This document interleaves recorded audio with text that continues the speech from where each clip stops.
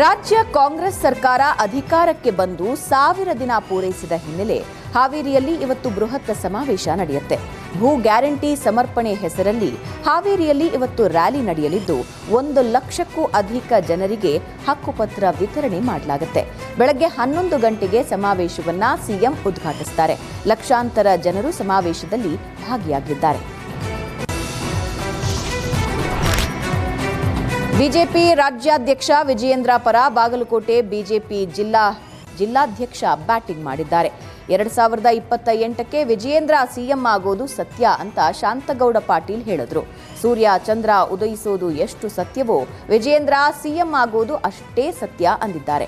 ಬೀಳಗಿಯಲ್ಲಿ ನಡೆದ ವಿಬಿಜಿ ರಾಮ್ಜಿ ಜನಜಾಗೃತಿ ಸಭೆಯಲ್ಲಿ ಮಾತನಾಡಿದ ಶಾಂತಗೌಡ, ನಮ್ಮ ಅಧ್ಯಕ್ಷರು ನಮ್ಮ ಜೊತೆ ಎಲ್ಲ ವಿಷಯ ಹಂಚಿಕೊಳ್ಳುತ್ತಾರೆ. ನಮ್ಮ ಯಡಿಯೂರಪ್ಪನವರು ಇಲ್ಲಿಗೆ ಬಂದು ಹೋದ ಮೇಲೆ ಮುಖ್ಯಮಂತ್ರಿ ಆಗಿದ್ರು. ಈಗ ವಿಜಯೇಂದ್ರ ಬಂದಿದ್ದಾರೆ, ಅವರು ಮುಖ್ಯಮಂತ್ರಿ ಆಗೇ ಆಗ್ತಾರೆ ಅಂತ ಭವಿಷ್ಯ ನುಡಿದ್ರು.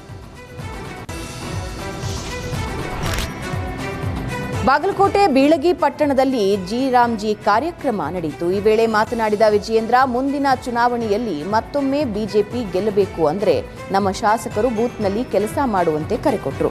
ವಿಜಯಪುರದಲ್ಲಿ ಏನಾಗ್ತಾ ಇದೆ, ಜಮಖಂಡಿಯಲ್ಲಿ ಏನಾಗ್ತಾ ಇದೆ ತಲೆ ಕೆಡಿಸ್ಕೊಳ್ಬೇಡಿ, ನಮ್ಮ ಬೂತ್ನಲ್ಲಿ ಏನಾಗ್ತಾ ಇದೆ ಅಂತ ಗಮನ ಹರಿಸುವಂತೆ ತಿಳಿಸಿದ್ರು. ಸದ್ಯ ಪರೋಕ್ಷವಾಗಿ ನಿರಾಣಿಗೆ ಬೇರೆ ಕ್ಷೇತ್ರದ ಬಗ್ಗೆ ತಲೆ ಕೆಡಿಸ್ಕೊಳ್ಬೇಡಿ ಅಂದ್ರ ವಿಜಯೇಂದ್ರ ಅನ್ನೋ ಚರ್ಚೆ ಕೂಡ ಹುಟ್ಟುಹಾಕಿದೆ. ಬಾಗಲಕೋಟೆ ಬಾದಾಮಿಯಲ್ಲಿ ಬರ್ತ್ಡೇ ಸೆಲೆಬ್ರೇಷನ್ ಪಾಲಿಟಿಕ್ಸ್ ಸಂಚಲನ ಮೂಡಿಸಿದೆ. ಅದರಲ್ಲೂ ನಿರಾಣಿ ಆಡಿದ ಮಾತು ಭಾರೀ ಚರ್ಚೆ ಹುಟ್ಟುಹಾಕಿದೆ. 2028ರ ಚುನಾವಣೆಗೆ ಈಗಿನಿಂದಲೇ ಟಿಕೆಟ್ಗಾಗಿ ತಾಲೀಮು ಶುರುವಾಗಿದೆ. ಕಳೆದ ಬಾರಿ ಆಂತರಿಕ ತಿಕ್ಕಾಟದಿಂದಲೇ ಬಾದಾಮಿ ಮತಕ್ಷೇತ್ರ ಕಳೆದುಕೊಂಡಿದ್ದ ಬಿಜೆಪಿ ಈಗ ಒಗ್ಗಟ್ಟಿನ ರಣಕಹಳೆ ಮೊಳಗಿಸೋದಕ್ಕೆ ಮುಂದಾಗಿದೆ.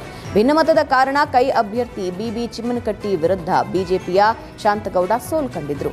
ಇವಾಗ ಚುನಾವಣೆ ದೂರ ಇರೋವಾಗಲೇ ಬರ್ತ್ಡೇ ಕಾರ್ಯಕ್ರಮದಲ್ಲಿ ಮುರುಗೇಶ್ ನಿರಾಣಿ ಅಚ್ಚರಿ ಮಾತಾಡಿದ್ದಾರೆ. ಬಾದಾಮಿ ಕ್ಷೇತ್ರಕ್ಕೆ ಮಾಜಿ ಶಾಸಕ ಎಂಕೆ ಪಟ್ಟಣಶೆಟ್ಟಿಗೆ ಬಿಜೆಪಿ ಟಿಕೆಟ್ ಕೊಡಿಸುವ ಜವಾಬ್ದಾರಿ ನನ್ನದು ಅಂತ ನಿರಾಣಿ ಹೇಳಿದ್ರು. ಮತ್ತೆ ಬಾದಾಮಿಯಲ್ಲಿ ಬಿಜೆಪಿ ಮುಖಂಡರೆಲ್ಲ ಒಂದಾಗಿ ಅನ್ನೋ ಸಂದೇಶ ರವಾನಿಸಿದ್ದಾರೆ.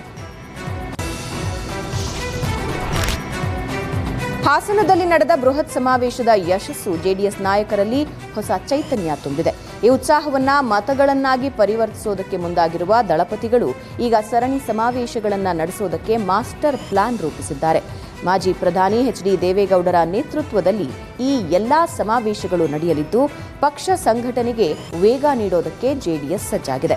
ಹಾಸನದ ನಂತರ ಈಗ ಎಲ್ಲರ ಚಿತ್ತ ರಾಜಧಾನಿ ಬೆಂಗಳೂರಿನತ್ತ ನೆಟ್ಟಿದೆ. ಮಾರ್ಚ್ 8ರಂದು ಬೆಂಗಳೂರಿನ ಅರಮನೆ ಮೈದಾನದಲ್ಲಿ 2ನೇ ಬೃಹತ್ ಸಮಾವೇಶ ನಡೆಸೋದಕ್ಕೆ ದಿನಾಂಕ ನಿಗದಿಯಾಗಿದೆ. ಈ ಸಮಾವೇಶದ ಮೂಲಕ ಬೆಂಗಳೂರು ಮತ್ತು ಸುತ್ತಮುತ್ತಲ ಜಿಲ್ಲೆಗಳಲ್ಲಿ ಪಕ್ಷದ ಮೇಲೆ ಹಿಡಿತ ಸಾಧಿಸೋದು ನಾಯಕರ ಲೆಕ್ಕಾಚಾರವಾಗಿದೆ. ಹಿರಿಯ ನಿರ್ದೇಶಕ ಜೋಸೈಮನ್ ಹೃದಯಾಘಾತದಿಂದ ನಿಧನರಾಗಿದ್ದಾರೆ. ನಿನ್ನೆ ಬೆಳಗ್ಗೆ 10 ಗಂಟೆಯಿಂದ ಮಧ್ಯಾಹ್ನ 1 ಗಂಟೆಯವರೆಗೂ ಅಂತಿಮ ದರ್ಶನಕ್ಕೆ ಇವತ್ತು ವ್ಯವಸ್ಥೆ ಮಾಡಲಾಗಿದೆ. ಇದಾದ ನಂತರ ಉತ್ತರಹಳ್ಳಿ ಚರ್ಚ್ಗೆ ಜೋಸೈಮನ್ ಪಾರ್ಥಿವ ಶರೀರ ರವಾನೆಯಾಗುತ್ತೆ.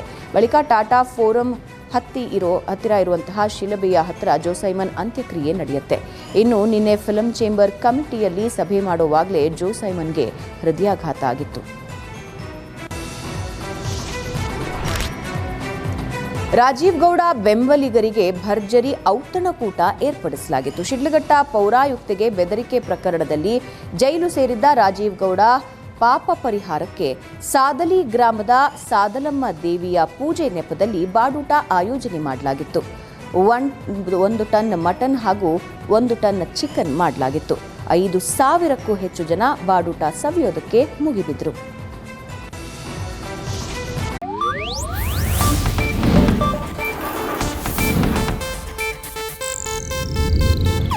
ಇದು ಏಷ್ಯಾನೆಟ್ ನ್ಯೂಸ್ ನೆಟ್ವರ್ಕ್ ಪ್ರಸ್ತುತಿ.